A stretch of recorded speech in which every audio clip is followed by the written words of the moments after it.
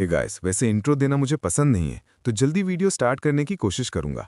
और जो भी अभी तक पहले का एपिसोड्स नहीं देखे हैं, जाके देखने लिंक पिन कमेंट और डिस्क्रिप्शन बॉक्स में मिल जाएगा। और गाइस, इस मानवा का और ज़्यादा चैप्टर्स बचा नहीं है, जल्दी ज़्यादा से ज़्यादा और 2 से 3 वीडियो होगी। अगर आपको कोई अच्छा सा मानवा पता है तो कॉमेंट करके बता सकते हो। अगर मानवा अच्छा रहा तो मैं उसको एक्सप्लेन करूंगा। तो चलो अब वीडियो को स्टार्ट करते हैं। एपिसोड का स्टार्टिंग वहीं से होता है जहां पर एमसी एक ही पल में बैरियर का एनर्जी अब्जॉर्ब करके बैरियर को ब्रेक कर दिया था। और ये देखकर डीमन बोलता है, ये क्या बकवास हो रहा है, यहाँ मैं उसको नोटिस तक नहीं किया। डैम इट, अगर मैं नहीं भी जानता कि तुम कौन सा स्ट्रेंज टेक्निक यूज किया है, ये अब मैटर नहीं करता। तुम एब्जॉर्ब करता पसंद करते हो, है ना? और फिर जोर से चिल्लाता है बोलकर manifestation beyond body dragon blood को रिलीज करके बोलता है, अब मुझे भी तुमसे अब्जॉर्ब करने दो। और एमसी की तरफ जाते हुए अपना ड्रैगन ब्लड को रिलीज कर देता है। ये देखकर एमसी थोड़ा हैरानी में बोलता है, कितना पावरफुल प्रेशर है।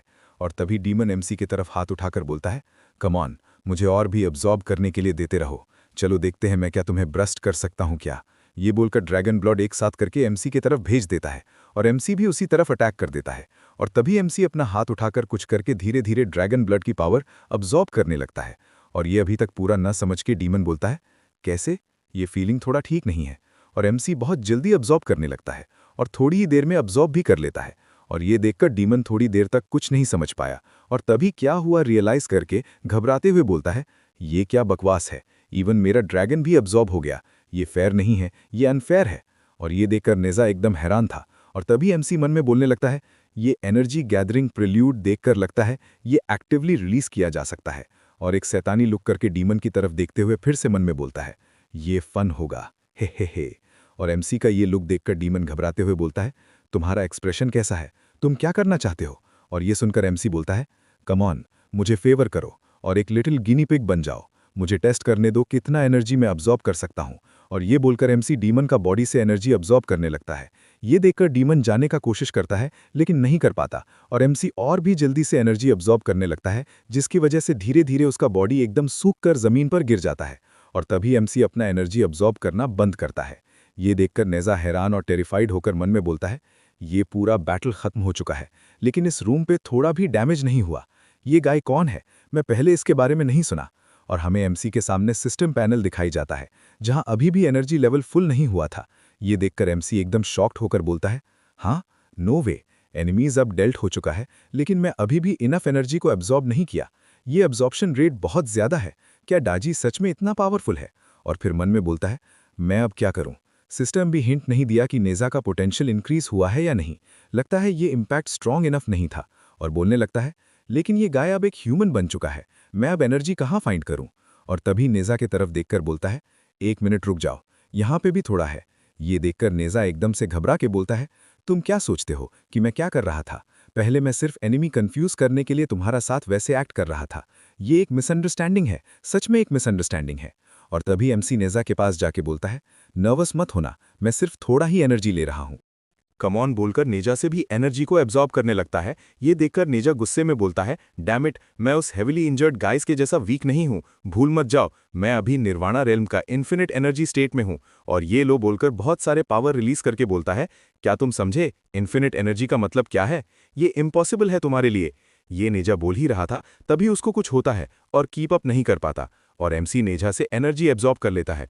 कर हमें नेजा को दिखाई जाता है, जिसका रिकवरी अब कम नहीं कर रहा था। और डैमिट, ये वुमन बहुत ड्रेनिंग है, ये बोलकर जमीन पे गिर जाता है।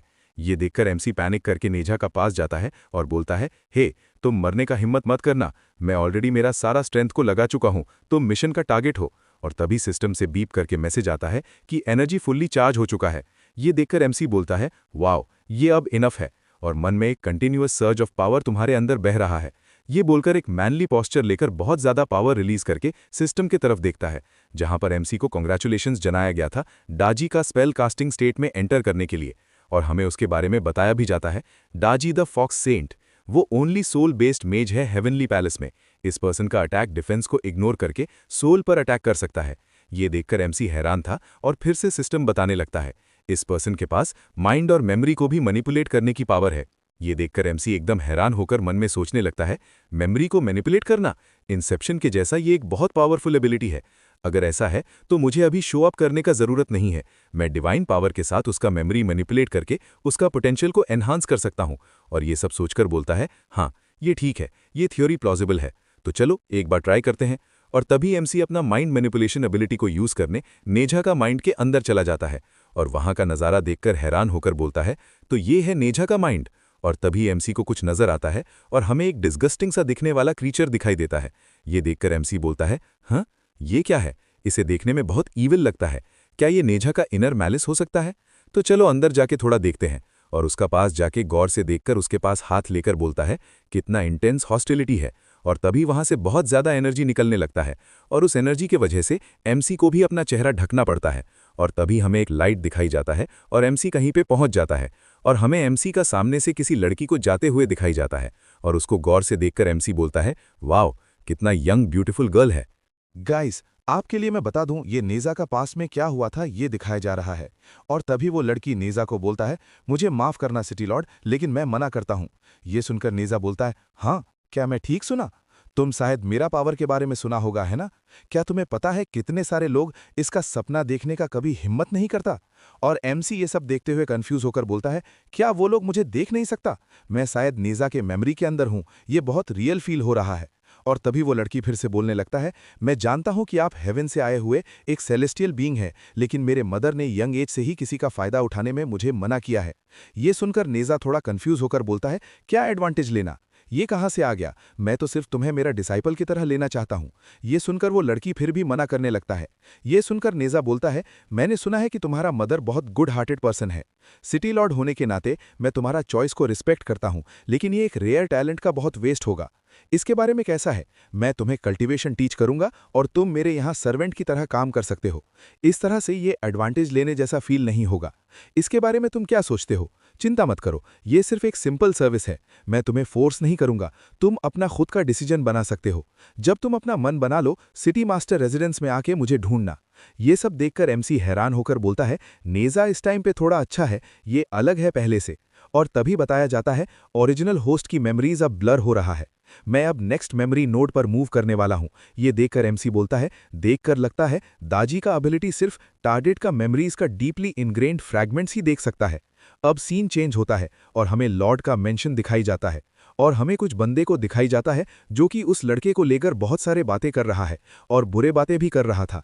ये सब सुनकर नेज़ा वहां पर गुस्से में आके बोलता है, देखकर लगता है तुम लोग गॉसिप करना बहुत पसंद करते हो। क्या मुझे तुम्हें गॉसिप के बारे में कुछ ट्रीट करना चाहिए? और उन लोग नेज़ा को देखकर उसके सामने झुककर माफी मांगने लगता है। और ये देखकर नेज़ा बोलता है, मैं सिर्फ इस बार जाने दे रहा हूं, अगला बार इसे नहीं जाने दूंगा। और ये देखकर एमसी बोलता है, इस टाइम पर नेज़ा सच में मैग्नानिमस है। अब सीन चेंज होता है और हमें लड़की को किसी टेक्निक को परफॉर्म करके अटैक करता है, जिसके वजह से जमीन बहुत दूर तक डिस्ट्रॉय हो जाता है। ये देखकर नेज़ा बहुत खुश होकर बोलता है, वाओ सिर्फ हाफ अ ईयर में ही स्पिरिचुअल पावर को कंट्रोल करना, ये इंप्रेसिव है, सच में बहुत इंप्रेसिव है। इवन हेवनली पैलेस का लोगों के पास भी तुम्हारी जैसा टैलेंट नहीं है। मैं जानता था, तुम्हें चूज करके कोई मिस्टेक नहीं किया। ये सब सुनकर लड़की नेज़ा के सामने झुककर उसको नरिश करने के लिए थैंक्स करने लगता है। ये सुनकर नेज़ा बोलता है, मुझे थैंक करने की कोई ज़रूरत नहीं है, तुम्हें खुद को थैंक करना चाहिए। ये 6 मंथ में तुम सिर्फ कल्टीवेशन पे ही फोकस नहीं किया, सर्वेंट का काम भी बहुत अच्छे से किया। ऐसा ही करते रहो, तुम्हें शायद एक दिन बहुत अच्छा अनएक्सपेक्टेड रिवॉर्ड मिले। ये सुनकर लड़की बहुत जोश में बोलता है, यस मास्टर, मैं आपको निराश नहीं करूंगा। और ये सब देखकर एमसी बोलता है, एक मॉडल होने पर भी सिर्फ आधा साल में ही इस लेवल को रीच करना सच में एक्स्ट्रा ऑर्डिनरी टैलेंट है। अब सीन चेंज होता है और हमें कि हाउस दिखाई जाता है, जिसके अंदर शायद उस लड़की का मदर बैठे हुए कपड़े सिल रहा था। और तभी कोई विंडो से पत्थर फेंक कर मारता है, जो कि उसका हेड पे आके लगता है। और तभी वो विंडो में जाता है और हमें नीचे कुछ बंदे दिखाई जाता है, जो कि उसका डॉटर को लेकर बहुत बुरे बुरे बातें कह रहा था। ये सुनकर वो लेडी बहुत गुस्सा होकर बोलता है, यहां से दफा हो जाओ, क्या तुम्हारे पास कोई शेम नहीं है? तुम्हारे पेरेंट्स तुम्हें कैसे बड़ा किया है? मेरा डॉटर उस तरह की पर्सन नहीं है। और वो बंदे लोग फिर से बकवास करने लगता है, लेकिन तभी उसके पीछे नेज़ा आ गया था और एक बंदा ये नोटिस भी कर लेता है। और नेज़ा वहां आके पहले उस बंदे को भी स्लैप मारता है और वो बंदा नेज़ा को देखकर फिर से झुककर माफी मांगने लगता है। और ये सब देखकर नेज़ा बहुत गुस्से में बोलता है, वो तीनों के साथ उसका गार्डियन को भी सिटी मास्टर मैंशन में ले आओ। ये सुनकर उसका सबऑर्डिनेट बोलता है, यस माय लॉर्ड। अब हमें सिटी मास्टर मैंशन के अंदर उन सबको नीजा के सामने झुके हुए दिखाई जाता है और नीजा बोलने लगता है 50 स्ट्राइक्स अडल्ट्स के लिए और 10 स्ट्राइक्स बच्चे के लिए, अब शुरू करो। और ये सुनकर एक बंदा बोलता है माय लॉर्ड वो सब सिर्फ बच्चे हैं। ये सुनकर नीजा बोलता है हाँ तो क्या उसका गार्डियंस भी 50 स्ट्राइक्स खा रहा है रिस्पॉन्सिबल होने के लिए, लेकिन यंगर को सेम पनिश करना ये फेयर नहीं होगा। और तभी लड़की नीजा को बोलने लगता है लेकिन मास्टर 10 स्ट्राइक शायद अडल्ट्स के लिए बहुत बड़ा बात नहीं है, लेकिन वो सब बच्चे हैं, वो सब सीरियसली इंजर्ड हो सकता है और इवन मर भी सकता है। ये सुनकर नीजा बोलता है इवन दो वो तुम्हें और तुम्हारे मदर को स्लैंडर किया, क्या तुम फिर भी उनके बिहाफ पे मर्सी देना चाहते हो? ये सुनकर लड़की बोलता है मैं मर्सी के लिए नहीं बोल रहा, मुझे सिर्फ लगा कि एक लाइफ को वर्बल हार्म का प्राइस के तौर पे यूज करना ये अनफेयर है। ये सुनकर नीजा थोड़ा गौर से देखकर बोलता है ये भी सच है, तो चलो बच्चे के लिए 3 स्ट्राइक्स करते हैं जब तक वो लोग मर नहीं जाते। याद रखना कि ये तुम लोग हो जिसने ऐसा किया है, मैं तुम्हारे ऊपर काइंडनेस दिखा के तुम्हारे चिल्ड्रंस का लाइफ को सेव किया है। ये सब सुनकर वो लोग झुक के थैंक करने लगते हैं और नीजा बोलता है यहाँ से दफा हो जाओ बकवास लोग, और वो लोग भी वहां से जाने लगते हैं। और नीजा फिर से लड़की को बोलने लगता है क्या तुम श्योर हो कि तुम ठीक हो? यंग लड़की होने के नाते तुम्हारे रेप्यूटेशन पे कैसे इंपैक्ट पड़ेगा मैं इसके लिए वरीड था। ये सुनकर लड़की स्माइल करते हुए बोलता है ये ठीक है मास्टर, एक राइचस पर्सन कभी भी फॉल्स एक्यूजेशन से नहीं डरता, टाइम सब कुछ प्रूव और डाइल्यूट कर देगा। ये सुनकर नीजा भी खुश होकर बोलता है ये वर्ड सुन के नहीं लगता कि ये कोई 13 ईयर ओल्ड चाइल्ड के माउथ से आया है। और वहां से जाते हुए बोलता है तो चलो आज का ट्रेनिंग स्टार्ट करते हैं, आज का गोल है येस्टरडे का लिमिट को सरपास करना। ये सुनकर लड़की भी यस बोलता है। अब हमें सिटी के एक घर में वही मार खाए हुए बंदे को बेड में पड़े हुए दिखाई जाता है और एक बंदा हंसते हुए बोलता है मैं सोचा था कि इस बार तो हम लोग गया। और एक बंदा बोलता है मैं भी, सिटी मास्टर बहुत मैग्नानिमस है। और वो बेड पे पड़े हुए बंदा बोलता है डैम इट, ये सोसाइटी बहुत अनफेयर है, ये बहुत मुश्किल बना रहा है किसी चीज को करने के लिए। वो लोग अथॉरिटीज को क्राइम करने को अलाउ करता है और नॉर्मल पीपल को सप्रेस करता है। डैम इट, वो मेरा सन को हिट करने का हिम्मत किया, तुम सिर्फ रुक जाओ, उसको रिकवर करने दो, मैं मेक श्योर करूंगा कि पूरा सिटी केओस में चला जाए, तुम अपना हेड को हाई करने की हिम्मत नहीं कर पाओगे। और हमें बताया जाता है 3 महीने बाद सिटी मास्टर और उसका यंग डिसाइपल को लेकर रूमर्स कमी के बजाय और भी बहुत बढ़ गया और खराब हो गया। अब हमें 3 महीने बाद स्ट्रीट में लड़की और नेजा को चल के जाते हुए दिखाई जाता है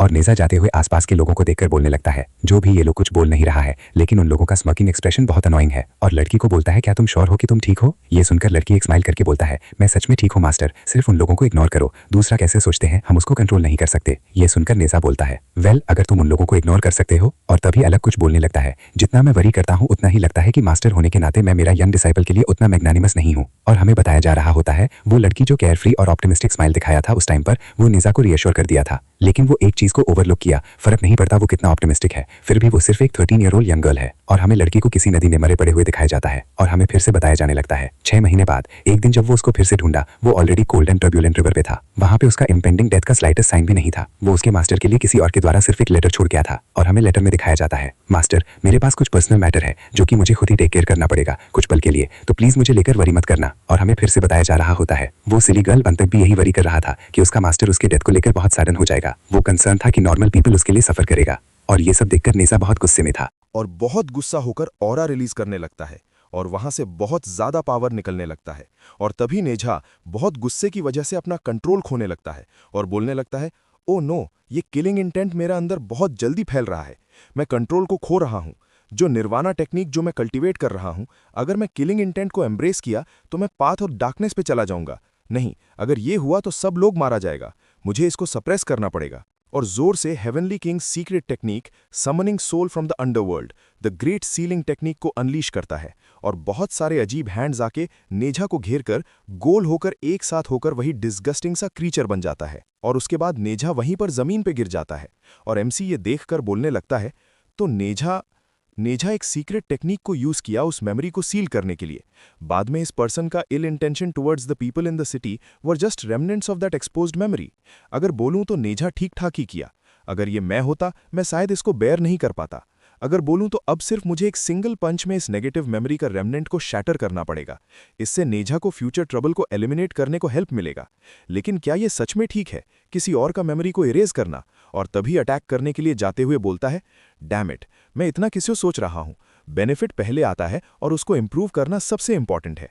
और हाथ में पावर गैदर करके पंच मारने जाता है, लेकिन बीच में ही रोक देकर बोलता है नहीं नहीं, मैं ऐसे नहीं कर सकता, अगर कोई मेरा मेमोरी ऐसे इरेज करता तो मैं उसको डेफिनेटली हेट करता। और बहुत ज्यादा परेशान होने लगता है और थोड़ा शांत होकर बोलता है स्टे काम, अच्छे से सोचो, क्या यहाँ कोई विन विन सोल्यूशन है?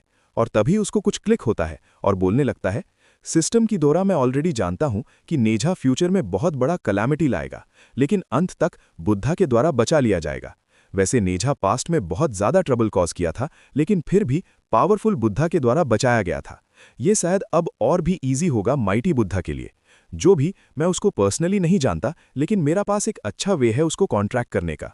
और एमसी मॉर्टल वर्ल्ड पे रिटर्न आके ऊपर देखते हुए बुद्धा को बुलाने लगता है, लेकिन कोई रिस्पॉन्स नहीं आता। ये देखकर एमसी वहीं लेटकर बोलता है, अगर तुम मुझे इग्नोर करोगे तो मैं अपग्रेड के लिए नहीं जाऊंगा। चलो देखते हैं कौन आउटलास्ट करता है। और तभी हमें विंडो से किसी को आते हुए देखते हैं और एमसी भी उसको नोटिस करता है और हम देखते हैं कि वो यी होता है। ये एमसी को बोलता है, इमोर्टल एल्डर, मैं मेरा लाइफ को रिस्क में डाला आपको सेव करने के लिए। ये सुनकर एमसी बोलता है, क्या तुम्हारा लाइफ को रिस्क में डाला मुझे सेव करने के लिए? और मन में बोलने लगता है, ये किड सच में जानता है कैसे झूठ बोला जाता है विदाउट हेजिटेशन। तो गाइज, ये एपिसोड यहीं पर खत्म होता है। अगर वीडियो पसंद आया तो लाइक करके चैनल को सब्सक्राइब कर दो और नए एपिसोड भी बहुत जल्दी आएगा। और इसका और ज़्यादा से ज़्यादा और 2 एपिसोड आएगा, इसके बाद इसका सीजन 1 खत्म हो जाएगा। तो आप लोग मुझे अच्छा सा मानवा सजेस्ट कर सकते हो, अगर वो अच्छा रहा तो मैं एक्सप्लेन करूंगा। तो आज के लिए इतना ही, मिलते हैं किसी और एक एपिसोड में। Bye bye guys.